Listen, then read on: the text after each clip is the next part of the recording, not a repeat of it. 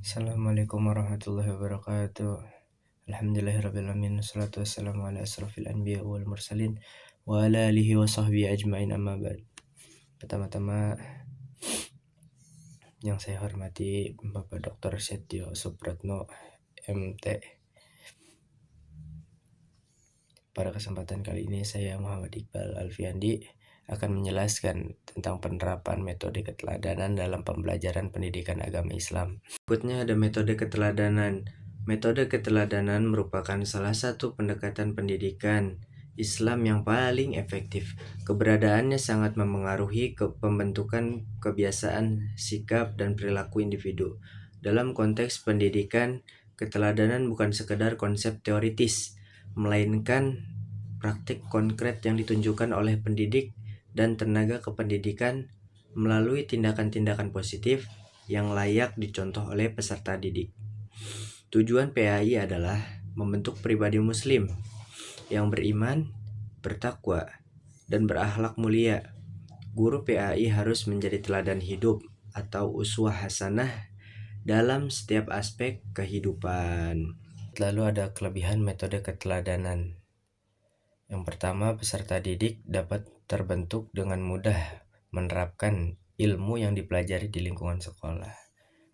Lalu yang kedua, keteladanan menjadi sebuah metode aplikatif yang menuntut seorang guru tidak hanya mengajarkan pengetahuan teoritis, melainkan juga praktis, yakni dengan memberikan contoh dalam perilakunya sehari-hari.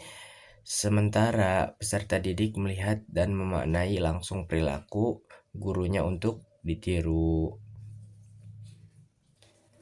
Lalu yang ketiga, kredibilitas guru sebagai pendidik akan semakin diakui.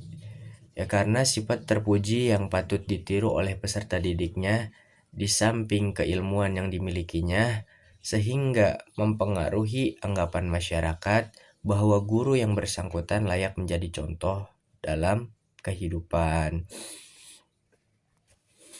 Lalu yang berikutnya ada kekurangan metode keteladanan.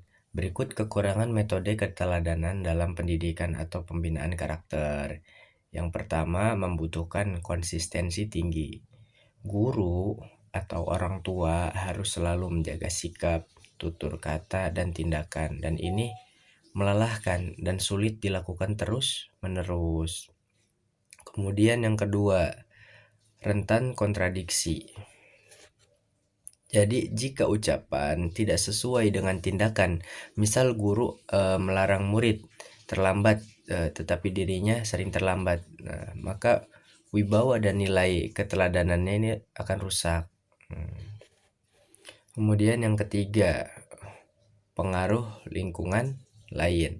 Keteladanan di sekolah dapat kalah oleh pengaruh lingkungan sekitar, teman sebaya, media sosial, atau keluarga. Murid bisa meniru yang dianggap lebih menarik. Kemudian yang berikutnya ada landasan teologis dan ruang lingkup.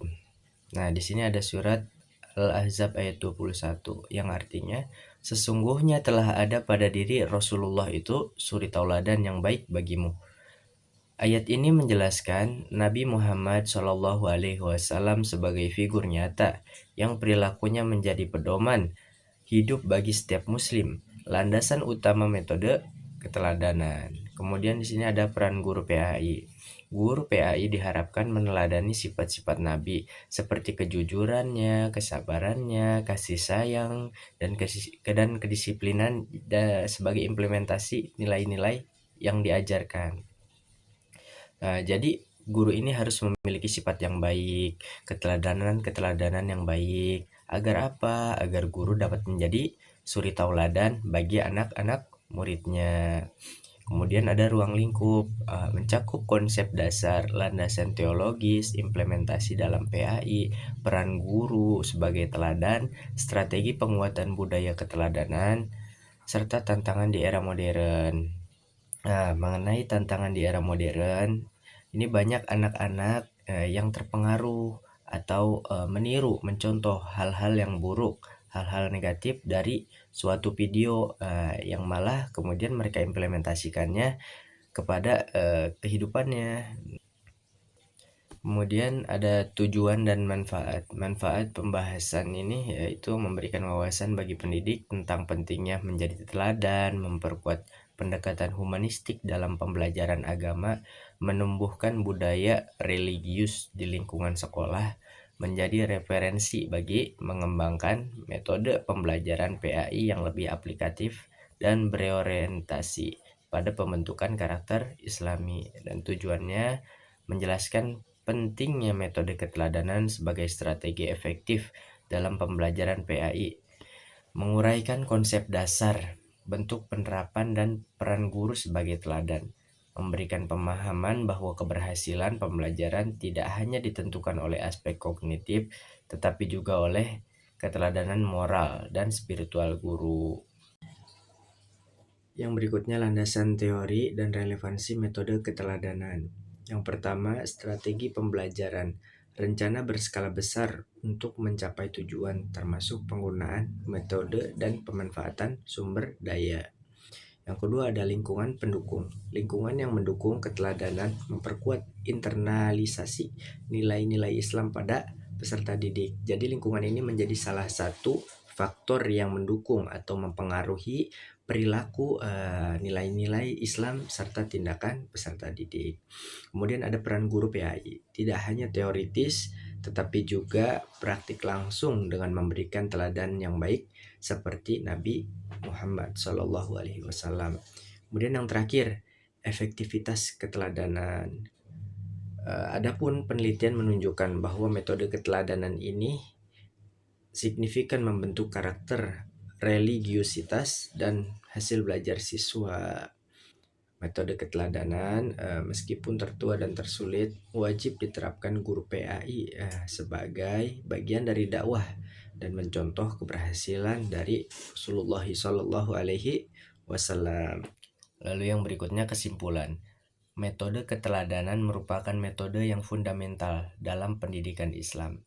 Metode ini didasarkan pada konsep fitrah sifat alamiah manusia dan gagasan bahwa orang cenderung meniru atau mengikuti orang lain.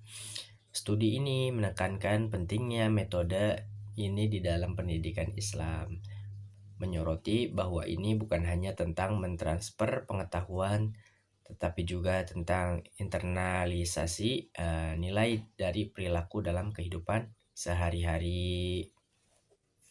Metode keteladanan sangat penting dalam pendidikan Islam karena metode ini membantu mengembangkan rasa tanggung jawab dan akuntabilitas di antara siswa, membuat mereka lebih mungkin untuk mengadopsi nilai-nilai dan praktik-praktik Islam. Baik, kurang lebihnya mohon maaf dari saya.